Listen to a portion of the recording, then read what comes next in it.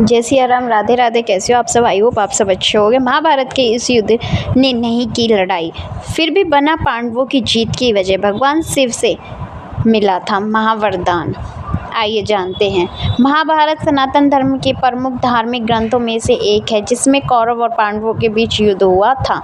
इस युद्ध में कौरवों की तरफ और एक और योद्धा था, जिससे बिना लड़ाई के ही इस युद्ध को जीतने का समर्थ था। कौन था वो योद्धा? जानते हैं। महाभारत के युद्ध और उनकी कहानियाँ, उसके योद्धाओं के बारे में हम सभी ने पढ़ी और सुनी है, पढ़ी या सुन रखी है। जब महाभारत के युद्ध की बात होती है तो कौरव और पांडवों के नाम के साथ साथ कुछ अन्य नाम भी सामने आते हैं। ये ऐसे योद्धा थे जो महाभारत के युद्ध को एक पल में ख़त्म कर सकते थे। इनमें स्वयं भगवान कृष्ण शामिल है।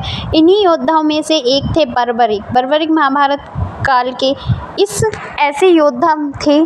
ऐसे योद्धा थे जो महाभारत के युद्ध में कौरवों के साथ थे। और जब वे युद्ध भूमि में पांडवों से युद्ध करने बढ़ रहे थे तो भगवान श्री कृष्ण भी चिंतित हो उठे। उन्हें पता था कि बर्बरिक का कौरवों की तरफ से लड़ना पांडवों की हार है।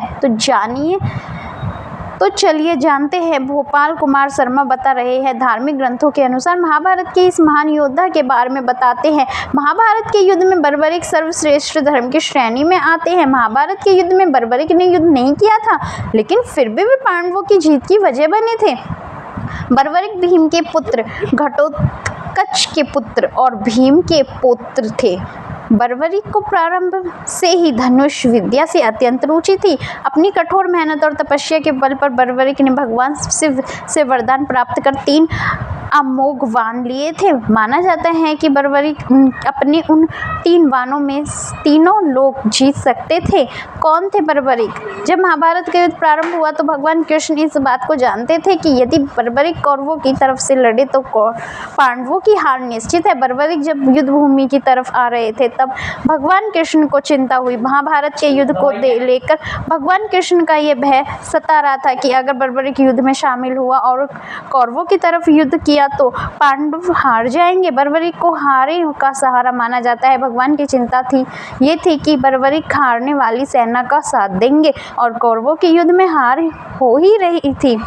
इसलिए भगवान कृष्ण ने बर्बरिक को युद्ध से दूर रखने की युक्ति निकाली। भगवान कृष्ण की युक्ति के अनुसार भेष बदलकर भगवान कृष्ण अर्जुन के साथ बर्बरिक से मिलने पहुंचे और बर्बरिक के युद्ध के लिए निकलने ही वाले थे। बर्बरिक के तरकस में 3 ही तीर देखकर ब्राह्मण का भेषधारी कृष्ण ने उनका मजाक उड़ाते हुए चुनौती दी कि अगर वे सर्वश्रेष्ठ धनुर्धर हैं तो सामने खड़े पीपल के पेड़ के सारे पत्ते एक ही तीर से गिरा कर दिखाए। और बर्बरिक भगवान कृष्ण के छल में आ गए। उन्होंने तीर चला दिया और कुछ ही पल में पीपल के पत्ते गिर गए और फिर नीचे आ गए और तीर भगवान कृष्ण के पैरों के पास चक्कर लगाने लगे। बर्बरिक की तीरंदाजी का पता करने के लिए भगवान कृष्ण ने चुपके से एक पत्ते अपने पैर के नीचे दबा लिया और बर्बरिक यह बात समझ गया। उन्होंने मुस्कुराते हुए भगवान कृष्ण से अनुरोध किया कि वह अपना पैर पत्ते से हटा ले ताकि तीर अपना काम पूरा कर सके। इस घटना से भगवान कृष्ण को यकीन हो गया कि बर्बरिक जिसकी तरफ से युद्ध लड़ेंगे।